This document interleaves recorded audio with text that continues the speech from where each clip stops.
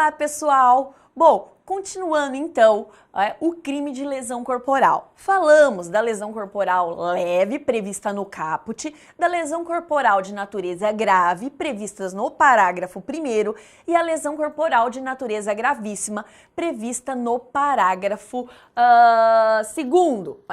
Nós temos também a chamada lesão corporal seguida de morte, que tem previsão legal no parágrafo 3º do artigo 129, que diz assim: se resulta a morte e as circunstâncias evidenciam que o agente não quis, o resultado nem assumiu o risco de produzi-lo, a pena é de reclusão de 4 a 12 anos. O parágrafo 3º necessariamente é um delito préter doloso. Por quê? Porque aqui o próprio artigo diz, o agente não quis a morte, não é? Quando eu não quero, quando há culpa, então eu tenho dolo na conduta inicial, que é a lesão corporal, e culpa no resultado, que é a morte. Então, necessariamente, é um delito préter doloso, em que eu tenho dolo na conduta inicial e culpa no resultado, ok? Causa de diminuição de pena. O parágrafo 4º do artigo 129, ele trata de uma causa de diminuição de pena. Ele diz assim, olha, se o agente comete o crime impelido por motivo de relevante valor social ou moral, ou sob domínio de violenta emoção, logo em seguida a injusta provocação da vítima, o juiz pode reduzir a pena de 1/6 a 1/3. Nesse caso, nós temos a lesão corporal privilegiada. Então, a mesma coisa, não é, do homicídio privilegiado que nós já vimos. Tudo bem? Lesão corporal culposa, parágrafo 6º. Se a lesão é culposa, a pena é de detenção de 2 meses a 1 ano.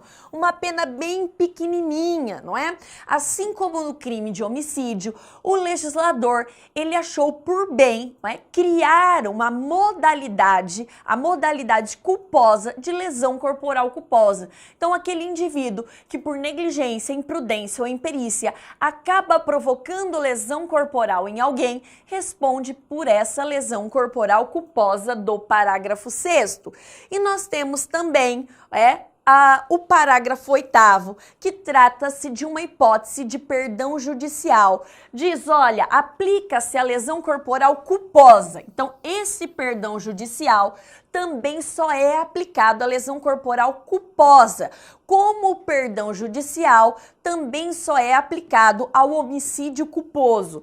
O disposto no parágrafo 5º do artigo 121. Então, a mesma coisa, a mesma causa que funciona como perdão judicial para o homicídio culposo, também se aplica à lesão corporal culposa, ok? Capítulo 3. O capítulo 3 desse título, ele trata da periclitação da vida e da saúde. São infrações subsidiárias em relação aos crimes considerados crimes de dano, ok? Então, basta uma probabilidade de dano. Não é necessário a efetiva ocorrência de uma ofensa a um bem jurídico tutelado. Basta que haja a probabilidade, a possibilidade que esse dano aconteça. Então, o primeiro crime é o perigo de contágio venéreo, que tem previsão legal no artigo 130 do Código Penal. Expor alguém por meio de relações sexuais ou qualquer ato libidinoso a contágio de moléstia venérea, de que sabe ou deve saber que está contaminado. Detenção de 3 meses a 1 ano ou multa. Então, primeiro, é um crime próprio. Porque não é qualquer pessoa que pode praticar. Só quem pode praticar esse delito é aquele indivíduo que é portador dessa moléstia venérea. Além disso, é um crime de forma vinculada, é um crime de conduta vinculada. Por quê? Eu não posso praticar de qualquer maneira, como num crime de ação livre. Existem formas específicas para a prática desse crime. E quais são essas formas, Fernanda? Ato libidinoso ou relações sexuais. Por isso é um crime de forma vinculada. Não pode ser praticado de qualquer forma. Só pode ser praticado por relações sexuais ou ato libidinoso, ok? Qual é o elemento subjetivo do tipo, professora? É causar o dano? Não, a intenção é só expor a alguém a esse perigo de contágio dessa moléstia, dessa doença venérea, tá?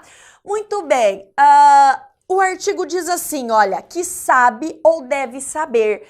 Que sabe, gente, é o dolo direto. Eu sei que eu tenho gonorreia, eu sei que eu tenho sífilis. E mesmo assim, por meio de uma relação sexual ou de um ato libidinoso, eu exponho alguém ao perigo de contrair essa doença.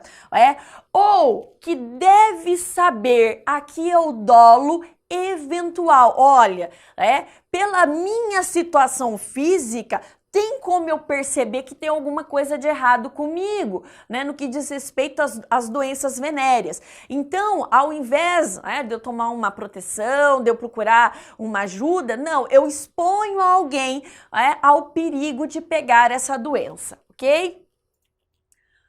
Parágrafo 1º. Se a intenção do agente é transmitir a moléstia, a pena é de 1 a 4 anos. Aqui, diferente do caput, o dolo é de dano, Então, o indivíduo, ele realmente quer transmitir essa doença venérea a alguém. Então, eu tô lá, com a minha ex-namorada, com uma pessoa vamos praticar uma relação sexual e eu tenho a intenção de transmitir essa doença. Então, diferente do caput, o dolo aqui é de dano. Todos eles, gente, tanto o caput quanto o parágrafo 1º, são crimes formais. O que é um crime formal? É aquele que o legislador descreve uma conduta mais um resultado, mas para a sua consumação basta a prática da conduta, Então, trata-se de crime formal. O nosso próximo crime é o perigo de contágio de moléstia grave. Então, já não é mais moléstia venérea, doença venérea, e sim uma moléstia grave. Ele tem previsão legal no artigo 131 do Código Penal, que diz: praticar com o fim de transmitir a outrem moléstia grave, de que está contaminado, ato capaz de produzir o contágio. Então, pena, reclusão de 1 a 4 anos e multa. Trata-se de um crime de forma livre. Eu posso praticar do jeito que eu quiser. Então eu descubro, que eu tô com tuberculose, com a intenção, de passar para uma pessoa determinada. Eu vou lá e fico tossindo em cima da pessoa. Eu não tomo os cuidados necessários. Eu sei que eu tô com a gripe H1N1, e tento, a minha intenção é praticar algum ato capaz de produzir o contágio para uma pessoa ou para pessoas determinadas, ok? Também é um crime próprio. Por que é um crime próprio? Porque a pessoa que pratica o delito, o sujeito ativo, ela tem que ser portadora dessa moléstia grave, E é um crime de forma livre, porque eu posso praticar do jeito que eu quiser, Eu posso praticar, por exemplo, tossindo em cima de alguém, tendo contato físico com essa pessoa, tomando no mesmo copo da pessoa que eu quero infectar. Eu posso praticar da forma que eu quiser, até por omissão. Professora, por omissão, como assim? Você deixa de tomar os cuidados necessários. Então, olha, você tem determinada doença, você tem que tomar determinados cuidados quando sai em público e tal. Você não tome esses cuidados. Então, nós temos o artigo 131 por omissão, ok? Também é um crime formal, porque não é necessário para a sua consumação que a vítima efetivamente contrai essa moléstia grave. Basta a prática da conduta com esse fim. Não é necessário a produção do resultado, ou seja, contrair a moléstia grave, né? Então, o elemento subjetivo do tipo aqui é o dolo. Eu tenho a intenção de praticar essa conduta capaz de provocar o contágio de moléstia grave. No entanto, não basta esse dolo geral. É necessário, além disso, uma finalidade especial de agir. Que finalidade especial de agir é essa, né, professora? O próprio artigo diz, olha, com o fim de transmitir a outrem moléstia grave. Então, é o dolo de praticar o ato, mas com essa finalidade especial de agir. Tudo bem? Nosso próximo crime. Perigo para a vida ou a saúde de outrem. Artigo 132. Expor a vida ou a saúde de outrem a perigo direto ou iminente. Pena, detenção de 3 meses a 1 ano, se o fato não constitui crime mais grave. Então, essa parte aqui que eu grifei para vocês em vermelho, trata-se, ela indica que o artigo 132 é um crime subsidiário e essa subsidiariedade, ela é expressa. O artigo diz, olha, isso é considerado crime, salvo, se esse perigo para a vida ou a saúde de outrem não constitui um crime mais grave. Então, se essa conduta constitui um crime mais grave, deixa de aplicar o artigo 132, que aqui funciona como um soldado reserva. Ele é subsidiário, não é? Exemplo disso, professor, como assim expor a vida de alguém? Exemplo, jogar pedras em direção à vítima, né? Então você joga ali, você está expondo a saúde da pessoa. Agora, se seu dolo é de tacar a pedra para provocar lesão corporal e você não provocou, isso é tentativa de lesão corporal, porque o artigo 132 é um crime subsidiário, ok? E também é um crime de perigo concreto. Crime de perigo concreto é aquele em que é necessário provar que, no caso em concreto, a vítima foi exposta a esse perigo. Não se presume esse perigo. Ele tem que ser comprovado, naquele caso real, naquela situação fática concreta. Tudo bem? O nosso próximo crime, abandono de incapaz, artigo 133 do Código Penal. Ele diz assim, olha, abandonar pessoa que está sob seu cuidado, guarda ou vigilância ou autoridade, por qualquer motivo, não importa o motivo, incapaz de defender-se dos riscos resultantes do abandono. Detenção de 6 meses a 3 anos. O objeto material desse delito é a pessoa incapaz de se defender do risco do abandono. O que é objeto material de um crime, professora? Objeto material de um crime é sobre o que recai a conduta. Então, por exemplo, num crime de furto, qual é o objeto material? É a coisa, o bem móvel subtraído, né? No crime de homicídio, qual o objeto material, não é? No crime de homicídio é a pessoa, é o indivíduo. Então, objeto material é sobre o que recai a conduta. Aqui é a pessoa que é incapaz de se defender desse risco do abandono, ok? Muito bem. Se desse abandono resultar lesão corporal grave ou gravíssima ou morte, eu tenho aqui uma qualificadora. E essa qualificadora é necessariamente pré-dolosa. Por quê? O meu dolo é só de abandonar. O meu dolo não é de lesionar. O meu dolo não é de matar, mas se a título de culpa, se vem a título de culpa a lesão corporal de natureza grave ou gravíssima ou a morte, eu respondo por essa qualificadora que se trata de um delito pré-doloso. Próximo crime, exposição ou abandono de recém-nascido, artigo 134. Expor ou abandonar quem? O recém-nascido, mas com um fim especial, para ocultar desonra própria. Detenção de 6 meses a 2 anos. Aqui, se eu abandono por abandonar, eu tenho o artigo 133. Agora, se eu abandono um recém-nascido para ocultar uma desonra própria, eu tenho esse crime específico previsto no artigo 134 do Código Penal. Professora, como assim abandonar para desonra própria? Olha só, o nosso Código Penal ele é de 1940, uma época, né, que existia essas questões de honra de uma maneira muito exacerbada. Então, a mulher que engravidava, né, e era, entre aspas, mãe solteira, por vezes ela abandonava o filho para ocultar a sua desonra. Lógico, a gente entende hoje, né, que esse dispositivo ele não tem muito cabimento diante da evolução social que hoje nós temos, mas ele ainda está dentro do Código Penal, então é um crime vigente. Tudo bem? Omissão de socorro.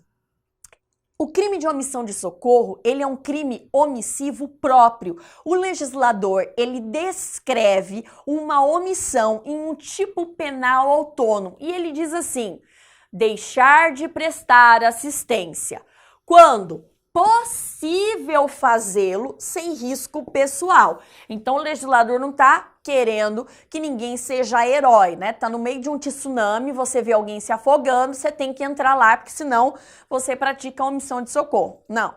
Então, você deixa de prestar essa assistência quando quando é possível fazê-la sem risco pessoal.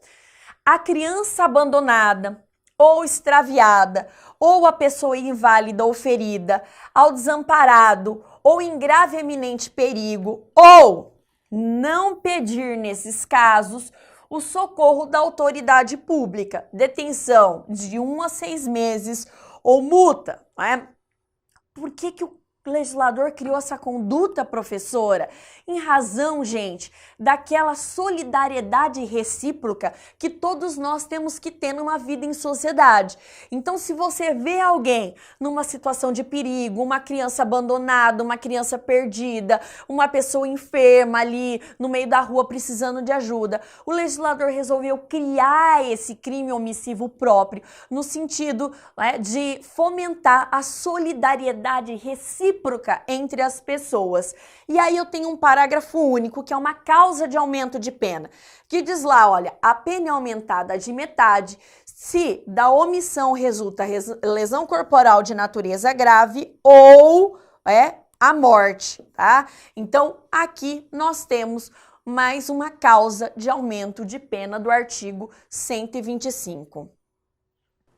Próximo crime. Esse é um crime relativamente novo, é de 2012, foi inserido pela Lei 12.653, tá? E diz lá, olha, condicionamento de atendimento médico hospitalar e emergencial. Artigo 135-A do Código Penal. Exigir cheque caução, nota promissória ou qualquer garantia, como por exemplo bens, deixar um relógio, deixar um carro, uma moto, como o preenchimento prévio de formulários administrativos como condição para atendimento médico hospitalar emergencial. Pena, detenção de 3 meses a 1 ano e multa, não é? Parágrafo único, a pena é aumentada, então é uma causa de aumento de pena, até o dobro, se dá negativa de atendimento, resulta lesão corporal de natureza grave, e até o triplo, se resulta morte. Primeiro, esse dispositivo, gente, ele só é aplicável a hospitais particulares. Hospital público, não é? Ele não pode, ele é proibido de pedir qualquer forma de pagamento para aquelas pessoas que ele está atendendo. Então, você chega no hospital público, ninguém vai te pedir, né? Teoricamente, ninguém pode te pedir um cheque, um valor, uma garantia. Então, esse dispositivo, ele foi criado, né, especificamente para unidades de saúde de cunho privado.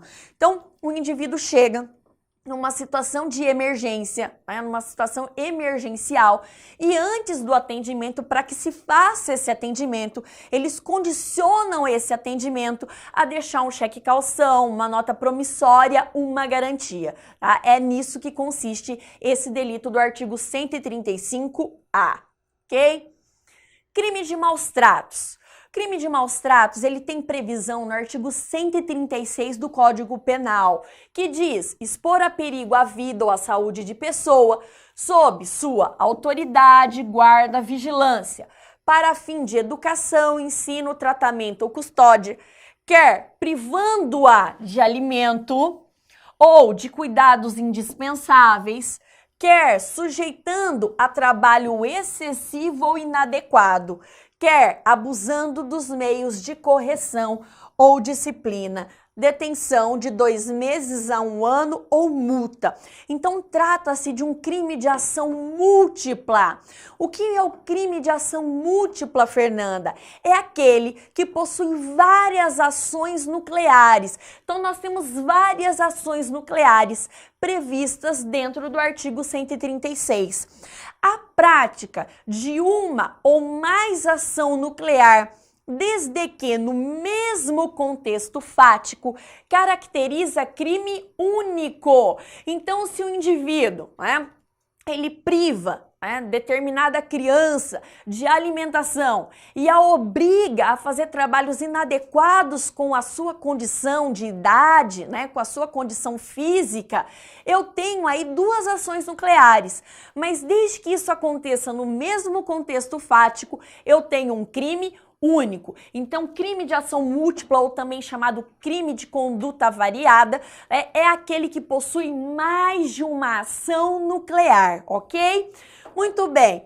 A lesão grave ou gravíssima e a morte, elas qualificam o crime de maltrato e elas devem ser também preter-dolosas. Então, se a intenção do agente era praticar maus tratos e com o fim último de provocar lesão corporal grave ou gravíssima ou de provocar morte, eu tenho outro crime, eu vou ter lá os crimes dolosos contra a vida.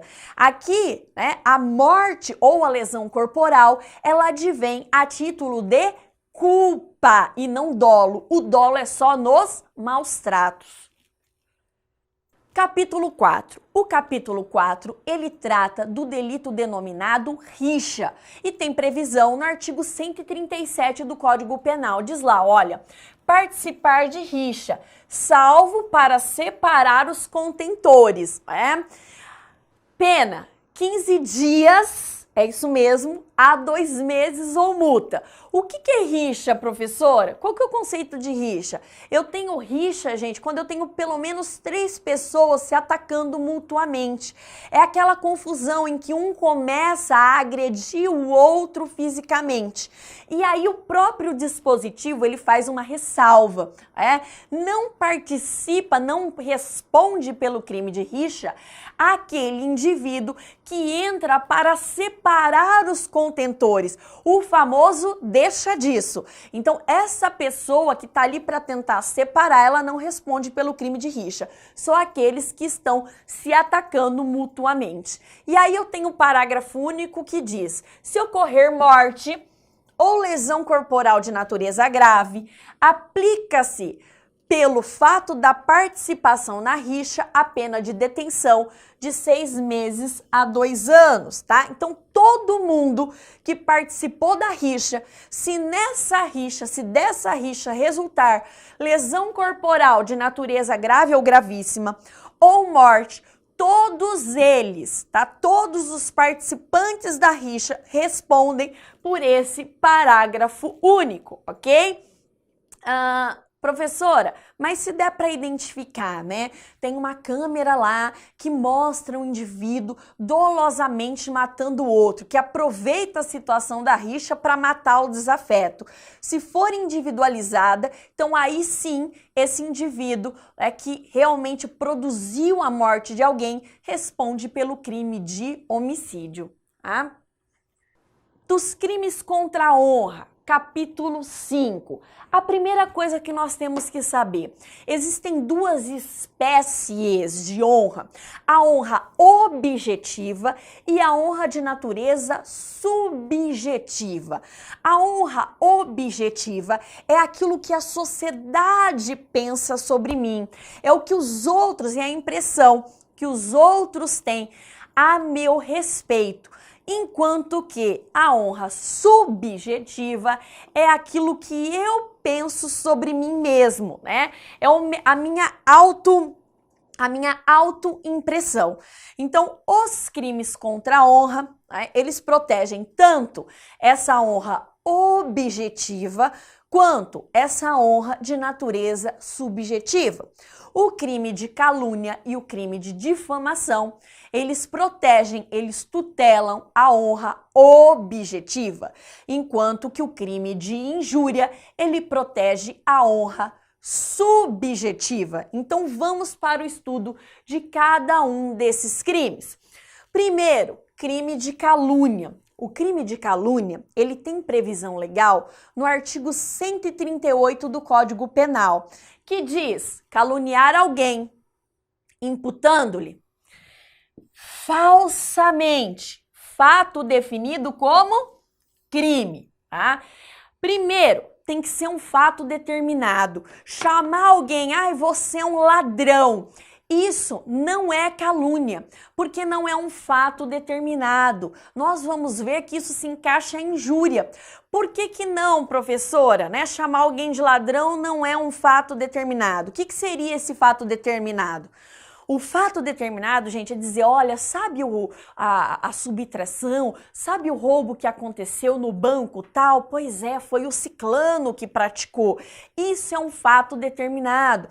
Claro, você não precisa especificar minúcias do crime, mas esse fato ele tem que ser determinável, né? Olha, sabe a ciclana que foi estuprada? Pois é, no dia tal, naquela festa, foi o Beltrano que fez. E você sabe que isso é inverídico, que isso é falso, que não é verdade, tá? Então, isso é o crime de calúnia. Em regra, o crime de calúnia, ele admite um procedimento que nós chamamos de exceção da verdade, que está previsto no artigo 138, parágrafo 3º do Código Penal. O que é essa exceção da verdade? Se admite que naquele caso específico, que o possível sujeito ativo do crime de calúnia, ele prove que o que ele está falando é verdade. Se ele conseguir comprovar que o que ele está dizendo é verdade, que o indivíduo realmente é autor do delito, a conduta se torna atípica. Por que se torna atípica? Porque diz lá, olha, imputando alguém falsamente. Se for verdade, então a conduta deixa de ser um fato típico, ok? Depois, nós temos o crime de difamação, que tem previsão legal no artigo 139 do Código Penal. Difamar alguém imputando fato ofensivo à sua reputação.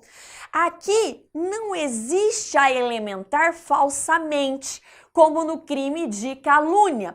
Então, qualquer coisa que for ofensivo, for desabonador para a honra objetiva da pessoa, para aquilo que a sociedade pensa dela, não é considerado o crime de difamação. Exemplo disso, Você diz, nossa, o ciclano, é um indivíduo que eu já vi, eu já presenciei ele por 3 ou 4 vezes, plena luz do dia, no dia tal e no dia tal, andando cambaleando, completamente embriagado pelas ruas da cidade. Então, você imputa algo que não é considerado crime, mas que é desabonador para a conduta da pessoa. E esse fato desabonador, assim como no crime de calúnia, também tem que ser um fato determinado. Então dizer, olha, a ciclana ou o beltrano, ele é garoto de programa, toda sexta-feira à noite, na rua tal, ele faz programa, isso seria um fato desabonador para essa honra objetiva do indivíduo, para aquilo que a sociedade pensa a respeito dessa pessoa. Em regra, não se admite a exceção da verdade. Por quê? Aqui pouco importa se é verdade ou se não é. É considerado crime. Existe uma exceção em que se admite a essa chamada exceção da verdade. Quando se trata de uma difamação prolatada contra funcionário público e tenha nexo com o exercício da função pública que ele exerce. Então, tá lá no parágrafo único do artigo 139. Nesses casos, é possível, sim, a exceção da verdade. Então, dizer que o ciclano veio trabalhar a semana passada inteira em tal repartição pública embriagado, aí cabe, sim, essa exceção da verdade. E por fim nós temos o crime de injúria, que nós veremos no nosso próximo módulo. Obrigada!